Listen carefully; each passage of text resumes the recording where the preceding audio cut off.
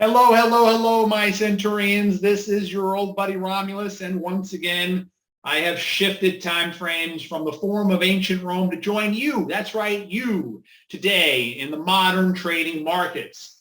And I am ready, as I'm sure you are, to get to it. What is going on today? The Federal Reserve. That's right, big meeting, big meeting. Interest rate hikes are coming for the first time since 2018. What will that mean? This is a picture. That's right, a chart. Every candle tells a story, doesn't it? Well, this is showing us that interest rates today, at least as far as the government pays to borrow money on a 10-year basis, is at the highest level that they've been in quite some time, a couple of years as a matter of fact. What does that mean to us? Well, it means that everything we borrow money for, whether that's to buy cars, Fords or Teslas or anything, or whether it's to buy homes or use credit cards, whatever it is, interest rates are going to be moving higher in all those realms. The Federal Reserve will raise interest rates today due to the war going on between Russia and Ukraine. The interest rate hike will only be 25 basis points. But that will leave a lot of work for them to do over the next couple of months because the war, while it will slow down economic activity if it drags on, it is causing another problem, and that's inflation across the board. Prices for everything are higher. Look at corn, just off of a new all-time high right there, or a new multi-year high. Look at wheat, just off of a new multi-year high. Look at soybeans, right sitting near a new multi-year high. What about cattle prices? Well, let's go to futures and figure it out together, shall we? Cattle prices, they're down a little bit, but again, much higher than 6 and 12 months ago. And how about the bacon? Everybody like bacon? I do. Let's see how the prices are doing, though. Sitting just off of multi-year highs. Gas, oil. Yes, oil prices are down a bit from where they were several months ago or several trading days ago. However, they are up significantly from where they were 6 months, 12 months, and 2 years ago. This is all inflationary. This means that the Federal Reserve, they are going to raise interest rates today, but it also means that they're going to keep raising them for the next several months. How much? Well, that's debatable. That's something we can talk about. That's something we can discuss. But interest rates are going higher, everybody. You need to be prepared for that. That will continue to impact the stock market as it already has. It will also impact industries such as the home building group. Why do you think these stocks are getting pummeled so much? The U.S. residential real estate market is still doing okay. Maybe not as good as it was a year and a half ago, but it's still doing okay. But the stocks are showing us that they are not going to be doing well for that much longer. The industry is going to be negatively impacted by these interest rate hikes that are coming from the Federal Reserve, and they're starting to come today. Well, Romulus, if all that bad stuff is coming, why is the stock market up today? Why was the stock market up yesterday? Those are good questions. I'm going to answer them. I told you when I first came onto this channel last week, you keep coming back, you'll learn really why the market does what it does. Again, my name is Romulus. I started my career over 27 years ago, right on Wall Street. And I've been involved in helping people trade and invest better ever since.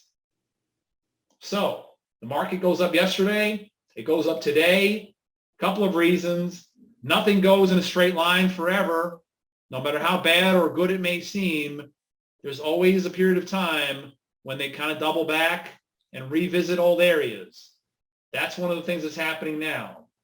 Also, maybe some better news coming out of the Ukrainian-Russian war, perhaps. What about the Federal Reserve? Come back to that.